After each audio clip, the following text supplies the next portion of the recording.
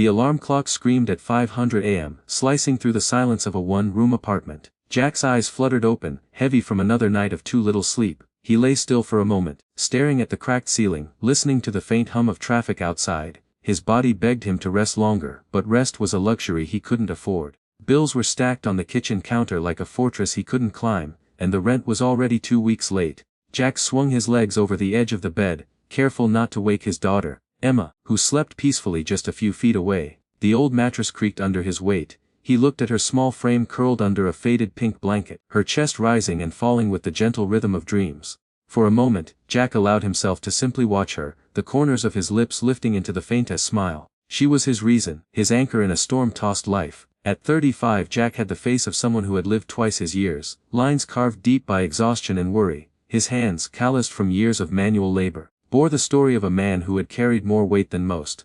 But when Emma looked at him with her bright brown eyes, none of that mattered. To her, he wasn't poor, he wasn't broken.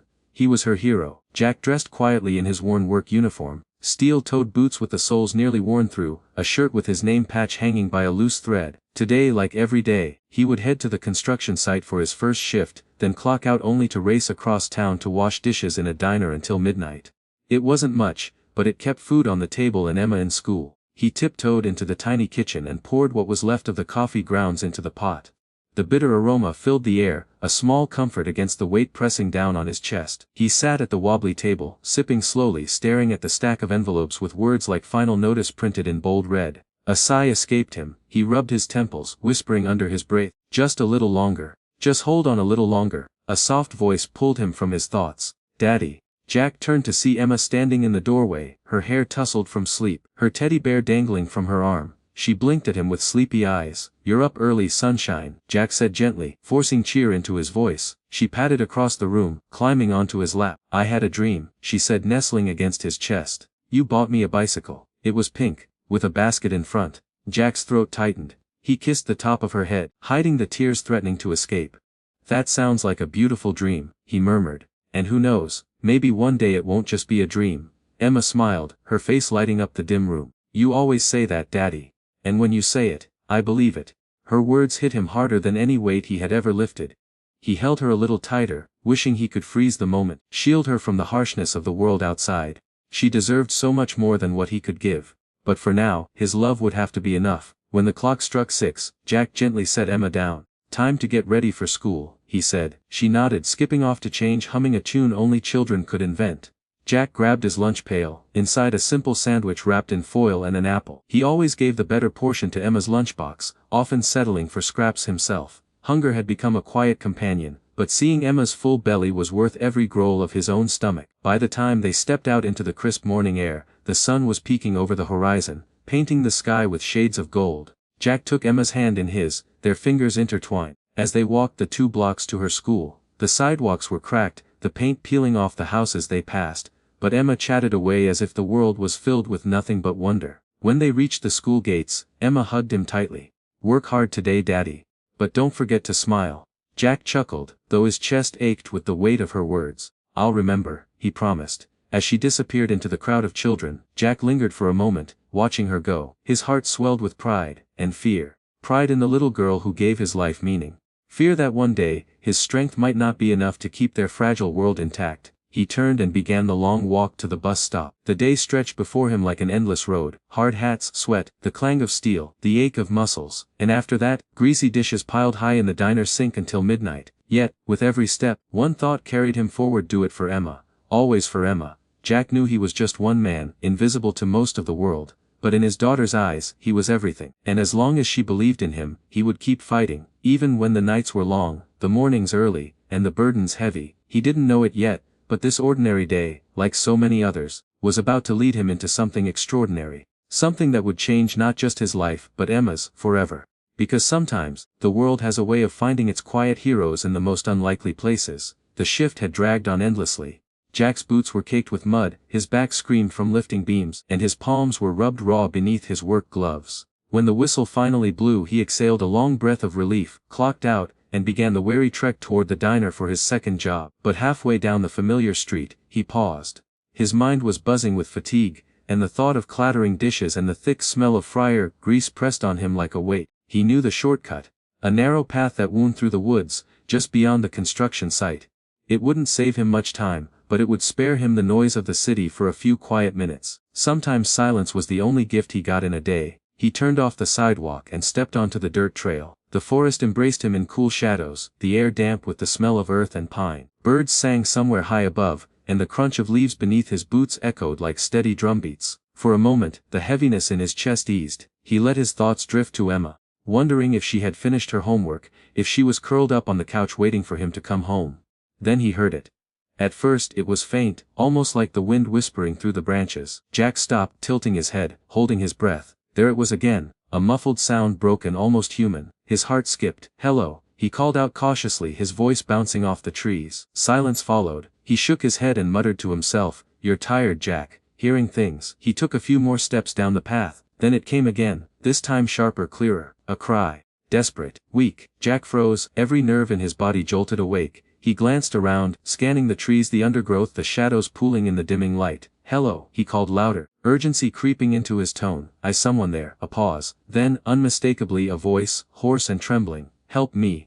The sound came from deeper in the woods, off the path. Jack's pulse raced. Instinct screamed at him to move, but reason argued back. What if it's dangerous? What if it's a trap? He had read stories about people lured into the woods only to be robbed. Or worse, he thought of Emma. She needed him. He couldn't afford to take foolish risks. But then the cry came again, so faint it barely reached him. A plea, a human plea. Jack clenched his fists. He knew what exhaustion and hunger felt like, what desperation sounded like. He couldn't just walk away. "Hang on," he shouted, already pushing through the thicket. Branches whipped against his arms and face, tearing at his shirt, but he pressed forward, guided by the broken rhythm of that voice. The ground grew uneven, roots snaking across the soil. Jack stumbled once, catching himself against a tree trunk, his breath coming in sharp bursts. The cries grew softer, weaker, and a gnawing panic took hold. "I'm losing them. Whoever it is, they don't have long." Finally, he broke through a patch of dense brush, and what he saw made his stomach lurch. There, in a shallow pit half covered with leaves and dirt, lay a woman. Her clothes were torn, her face streaked with grime, her wrists bound with rough rope. Her chest rose and fell in shallow gasps, half-closed lips trembling. She looked as if she had been buried alive, abandoned, left to die. "Oh my God," Jack breathed. He dropped to his knees beside her, frantically brushing away the dirt covering her body. His hands clawed at the earth until his nails split, adrenaline fueling every movement. "Stay with me," he urged, his voice shaking. "I've got you. You're gonna be okay." Her eyelids fluttered. For a brief moment, her gaze locked on his. In those eyes, Jack saw terror, pain, and a fragile thread of hope. "Water," she whispered, her voice so faint he had to lean close to hear. "Please," Jack cursed under his breath. He had none. All he had was his calloused hands and sheer will. He tore at the ropes binding her wrists until the fibers cut into his palms. His fingers slipped, raw and bleeding, but finally the rope gave way. She whimpered as circulation returned to her hands, but she didn't let go of his arm. It was as if she knew, somehow, that he wouldn't abandon her. "I'm gonna get you out," Jack said firmly. He slid his arms beneath her frail body and heaved. She was lighter than he expected, almost weightless, and yet the burden felt enormous. Every step out of that pit was a battle, but Jack gritted his teeth and pushed forward. Leaves rustled underfoot, branches snapped, and his breath came ragged, but he carried her against his chest, shielding her from the cold bite of the night air. She stirred once, pressing her cracked lips to his ear. "They wanted me gone," she rasped. "Not just anyone." Jack frowned, but shook his head. "Don't talk. Save your strength." The woods seemed darker now, every sound magnified. The hoot of an owl, the distant rustle of something unseen. But Jack pressed on, his jaw set. Whoever had done this, they had meant for her not to be found. He shivered at the thought. If he hadn't taken this path tonight, she would have been swallowed by the earth, her cries fading into silence forever. As the trees thinned and the glow of the main road appeared in the distance, Jack's arms trembled with exhaustion, but he didn't stop. Not until he reached the clearing, not until he saw headlights cresting the hill. He staggered forward, waving frantically with one hand while cradling the woman with the other. A car screeched to a halt. The driver, a middle-aged man, leaped out, eyes wide at the sight. "Good Lord, what happened?" Jack's voice cracked. "Call 911, now." The man fumbled for his phone, dialing with shaking hands. Jack sank to his knees, laying the woman gently on the ground, his chest heaving. She clung to his shirt weakly, her lips moving again, forming words too faint to hear over the pounding of his own heartbeat. But Jack didn't need to hear them. He already knew. He was her only chance. And though he couldn't yet grasp it, this desperate moment in the woods was about to unravel into something far greater than anything he had ever known. The ambulance lights painted the night in flashes of red and white, slicing through the darkness of the clearing. Jack stood at the side of the road, his chest still heaving from the effort of carrying her out of the woods. His shirt was smeared with dirt, his arms trembling from exhaustion, but he didn't care. All his focus was on the frail woman lying on the stretcher as paramedics swarmed around her. BP dropping, one of them muttered, checking her pulse. Hang in there, another said, fitting an oxygen mask over her mouth and nose. Jack hovered near helpless. He hated that feeling, the helplessness of not being able to do more. His whole life had been about fixing things with his own hands, fixing broken pipes, lifting heavy beams, carrying burdens that weren't his. But now, all he could do was watch strangers work frantically to keep this woman tethered to life. She stirred suddenly, her head turning weakly toward him.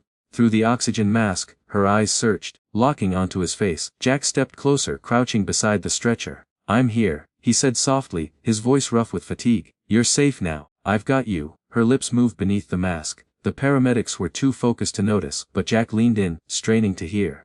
They buried me," she whispered, her voice cracked and fragile, like a dry leaf. Her fingers twitched, reaching toward his hand. Jack gripped them gently, his calloused skin against hers. "They wanted me gone," she continued, each word a struggle. "Because of who I am." Jack frowned, shaking his head. "Don't push yourself. You need to save your strength." But her eyes blazed suddenly with urgency. As if this truth inside her couldn't wait, she pulled the mask aside, ignoring the protests of a medic. Her breath came ragged, but she forced the words out. "My name is Anna Whitmore." Jack blinked. The name struck something deep in his memory, a flicker of recognition. He had heard it before, on the news, on the lips of people speaking about donations and charities. Whitmore, Anna Whitmore. He remembered seeing her picture once, smiling beside a school ribbon, cutting in a poor neighborhood. A billionaire philanthropist, they had called her. A woman who gave away fortunes to causes nobody else cared about. But that had been a distant world, one far removed from his own life of crumbling walls and overdue bills. She was someone you only ever saw on TV, someone untouchable, unreachable. And yet, here she was, in front of him, half buried in the woods, clinging to him as though he were the only lifeline she had. Jack's throat tightened. For a moment disbelief warred with the reality before him. He wanted to deny it, to tell himself she was mistaken. But the raw desperation in her eyes left no room for doubt. "I don't care who you are," he murmured, brushing dirt from her cheek. "You're a human being who needs saving. That's all that matters right now." Her lips curved into the faintest shadow of a smile, though pain laced her expression. "That's why I told you. Because you're not like them." You didn't hesitate. Jack swallowed hard, his grip tightening on her hand. He didn't fully understand what she meant, but her words cut deep. He thought of Emma, of how he would want someone, anyone, to stop and help if his daughter ever cried out in the dark. Maybe it wasn't about being brave. Maybe it was simply about being human. The paramedics lifted her into the ambulance, but she wouldn't release his hand. "Stay," she whispered urgently. Jack hesitated. His shift at the diner had already started an hour ago. His manager would be furious. And if he lost that job, he didn't know how he would make rent this month. Yet, looking at her, at the fear etched into her features, he knew he couldn't walk away. "I'll come with you," he said firmly, climbing into the ambulance beside her. The ride was a blur of flashing lights and the steady beep of medical monitors. Jack sat silently, his hands clasped in his lap, trying to process what had just unfolded. A billionaire buried alive in the woods. The sheer cruelty of it chilled him. Someone had wanted her silenced, erased. But why? Anna's gaze flickered toward him from the stretcher. She pulled the mask away once more, her voice barely audible. "You risked everything. Why?" Jack paused, then shrugged slightly. "Because I couldn't live with myself if I didn't." Her lips parted as if to respond, but exhaustion claimed her, and her eyes drifted shut. When they reached the hospital, a flurry of doctors swept her away. Jack was left standing in the hallway, shoulders slumped, dirt still clinging to his clothes. He felt utterly out of place amid the sterile white walls and polished floors, a construction worker covered in the grime of a life far from this world. He considered leaving, slipping away quietly, but something rooted him there. Maybe it was the way she had gripped his hand. Maybe it was the haunting sound of her voice in the woods. Or maybe it was the strange twist of fate that had placed him, of all people, on that path tonight. He sat down heavily in a chair outside the ICU, running a hand over his tired face. The world suddenly felt bigger, heavier, more dangerous. Whoever had done this to Anna Whitmore hadn't just tried to harm a wealthy woman. They had tried to silence a force for good. Jack's thoughts drifted to Emma again. He wondered how he would explain his absence tonight, how she would worry when he didn't come home. But then he thought of the lesson he always tried to teach her: do the right thing, even when it's hard, even when no one is watching or is passed in silence. Nurses hurried by, doctors gave clipped updates, the hospital buzzed with urgency. Jack sat still, waiting, his eyes fixed on the door where they had taken her. And somewhere deep inside him, he knew this wasn't just about one act of kindness anymore. Whatever storm surrounded Anna Whitmore, he had stepped into its path, and life, his life, and Emma's, would never be the same again. The hospital corridor was a river of chaos, reporters pressed against the glass doors outside, camera flashes flickering like lightning in a storm, police officers paced briskly speaking into radios, their voices sharp with urgency, nurses rushed past Jack wheeling carts of supplies, their sneakers squeaking against the polished floor. Jack sat hunched in a corner chair, hands clasped tightly together, trying to shrink into invisibility. His work shirt was still streaked with dirt, dried blood from where the ropes had cut his palms. He didn't belong here, not in this pristine fluorescent-lit world. He was just a construction worker, a dishwasher, a single dad trying to keep the lights on. What was he doing in the middle of something that looked like the evening news? Every so often, an officer or nurse would glance his way, but no one approach. He was just another man in the waiting room to them. Jack preferred it that way. The last thing he wanted was attention. But deep inside, a knot of worry twisted tighter and tighter. He thought of Anna Whitmore. Not as the billionaire he now knew she was, but as the broken woman he had pulled from the dirt.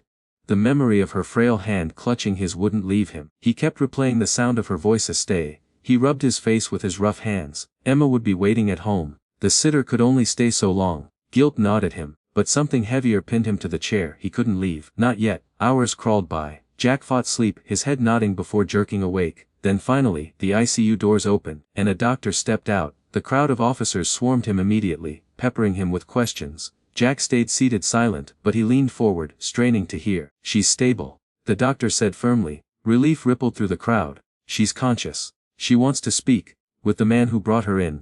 The word struck Jack like a hammer. Heads turned. For the first time all night every eye in the hallway shifted toward him. Jack stiffened, heat rising in his chest. "Me?" he asked quietly, pointing to himself. The doctor nodded. "She asked for you by name." Jack rose slowly, legs stiff, and followed the doctor through the double doors. His boots felt heavier with every step. He wasn't sure if he was ready for what waited on the other side. Inside, the ICU room was dim, the steady beep of monitors filling the silence. Anna lay propped against pillows, her face pale but her eyes alert. An oxygen tube trailed from her nose, an IV line snaked into her arm. Despite the tubes and bandages, there was still something commanding about her presence. An aura of quiet strength that hadn't been erased by suffering. When her gaze landed on Jack, her lips curved into a faint, tired smile. "You stayed." Jack stepped closer, feeling awkward under the weight of her stare. He shoved his hands into his pockets, wishing he had changed into something cleaner. Yeah, didn't feel right to leave." She studied him for a long moment, then motioned weakly toward the chair beside her bed. Jack hesitated before sitting, his broad shoulders tense. "You saved me," Anna whispered, her voice hoarse. "Do you understand that? If you hadn't stopped, if you hadn't carried me out." Jack shook his head, cutting her off gently. "Anyone would have done the same." Her eyes narrowed. "That's where you're wrong. People passed me. I heard footsteps. No one came. No one until you." Jack swallowed hard, unable to meet her gaze. He thought of all the nights he had walked home invisible to the world, unnoticed, unseen. And now for once, someone saw him, really saw him. It unnerved him more than he could admit. Before he could respond, the door burst open. A cluster of detectives entered, followed by hospital staff and, despite protests, a handful of reporters who had managed to slip through. Cameras clicked furiously, voices overlapping in a storm of questions. "Miss Whitmore, who did this to you? Can you confirm the rumors of an abduction attempt? Who is this man beside you?" Jack stiffened, ready to stand, to disappear back into anonymity. But Anna reached out, her fingers finding his wrist, holding him in place with surprising strength. "This man," she said firmly, her voice carrying despite its rasp, "is the reason I am alive. His name is Jack Carter. He's the one who found me. He's the one who carried me out of that forest when no one else would. He is my hero." The room erupted. Cameras flashed brighter, reporters scribbled furiously, officers exchanged startled glances. Jack sat frozen, heat rushing to his face. "Hero." The word felt foreign, too large for his shoulders. "I'm no hero," he muttered, shaking his head. You just saved a life." Anna interrupted, her gaze piercing. "And that's the truest kind of hero there is." Jack looked away flustered. He didn't want headlines. He didn't want fame. All he wanted was to put food on the table for Emma, to get through another day. But Anna's words hung in the air, undeniable, transforming the way everyone in the room looked at him. The reporters pressed closer, bombarding him with questions. "Mr. Carter, how did you find her? What were you doing in the woods? Do you realize who you saved?" Jack raised his hands, palms outward, his voice rough but steady. "I'm not here for cameras. I'm not here for a story. I was just walking home from work. I heard a cry. I followed it. That's all. I did what anyone with a conscience would do." Silence rippled through the room, the weight of his sincerity settling over the crowd. Anna's smile widened, faint but genuine. She squeezed his wrist again, whispering just for him, "Don't ever diminish what you did. The world needs to know men like you still exist." Jack felt something stir in his chest, something he hadn't felt in years. Recognition. Not for his work, not for the long hours or the sacrifices, but for who he was at his core. A father. A man who chose compassion over convenience. The police quickly ushered the press out, restoring order to the room. But the Jack wasn't invisible anymore. His name, his face, his story, it was no longer his alone. As he left the ICU that night, his boots echoing on the hospital tile, he carried more than exhaustion on his shoulders. He carried the weight of Anna's words, the title she had given him, hero. And though he tried to shake it off, deep down he knew life for him, and for Emma, would never be the same again. Weeks slipped by after that chaotic night at the hospital, but for Jack, life returned to its familiar rhythm of long hours and aching muscles. He had hoped, that maybe things would go back to normal.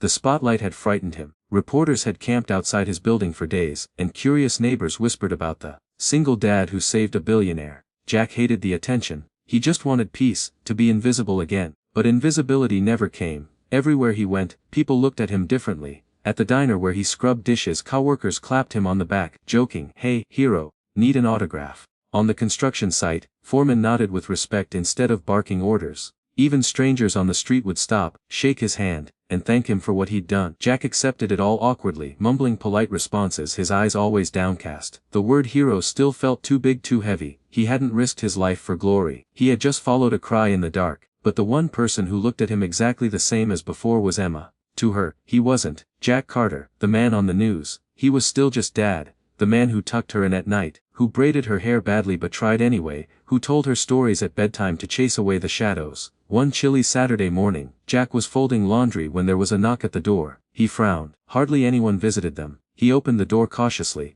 then froze. Anna Whitmore stood there. Not the pale, frail figure he had carried out of the woods, nor the fragile patient tethered to hospital machines. She looked alive, vibrant. Her dark hair was brushed neatly over her shoulders, her posture strong despite the faint bruises still visible at her temple. A tailored coat hugged her frame, but her eyes, that same quiet fire, were what struck him most. "Miss Whitmore," Jack said awkwardly, wiping his hands on his jeans. "Ah, I didn't expect." "Anna," she corrected gently, her voice warm. "Please call me Anna." Emma peeked out from behind her father, eyes wide. "Daddy, is that the lady you saved?" she whispered loudly. Anna crouched down, smiling at the little girl. "And you must be Emma." She held out her hand and Emma shook it shyly. Jack shifted uncomfortably. "Not sure this is the best neighborhood for you to be walking around in," he muttered.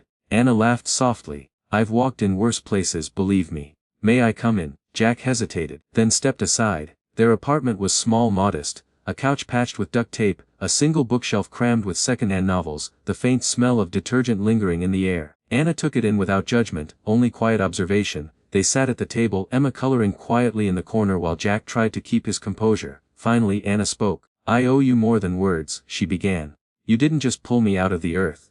You gave me back my life. And I can't let that go unanswered." Jack shook his head quickly. "You don't owe me anything. I didn't do it for." "I know." Anna interrupted gently. "That's exactly why it matters. You didn't do it for money or recognition. You did it because it was right, and people like you, they're rare." Would Jack looked down, his hands tightening around his coffee mug. "Look, I appreciate the thought, but I don't need charity. I just need steady work and to take care of Emma. That's it." Anna's eyes softened. "This isn't charity, Jack. It's gratitude, and it's an opportunity, for both of you." She slid an envelope across the table. Jack frowned, opening it reluctantly. Inside was a letter on official letterhead, along with a check. His eyes widened at the number, more zeros than he had ever seen in his life. "I've arranged for Emma's education to be fully funded," Anna explained. "Private schooling, college, whatever she dreams of, it's hers. And this," she gestured to the check, "is for you, to give you breathing room, to let you rest." Jack's chest tightened. He pushed the envelope back across the table. "I can't take this, it's too much. People like me, we don't get handed things like this, we earn them." Anna leaned forward, her voice steady. "And you did earn this, with your courage, with your heart. This isn't about buying your gratitude, it's about honoring it. Jack, sometimes the richest people in the world are the ones who give without expecting anything back. That was you. Let me return the kindness in the only way I can." Silence hung heavy between them. Jack's jaw clenched as he fought the war inside him. His pride against the undeniable truth in her words. He thought of Emma, of the bicycle she dreamed of the school trips he could never afford, of the nights she saw him too tired to smile. Emma looked up from her coloring then, her innocent voice breaking the tension. Daddy, does this mean you won't have to work all the time, that we can have dinner together? Jack's eyes stung. He turned his face away, swallowing hard. That simple question hit harder than the weight of any check. Finally, he nodded slowly, sliding the envelope back toward himself. All right, but not for me, for her. Always for her. Anna's smile was gentle, almost relieved.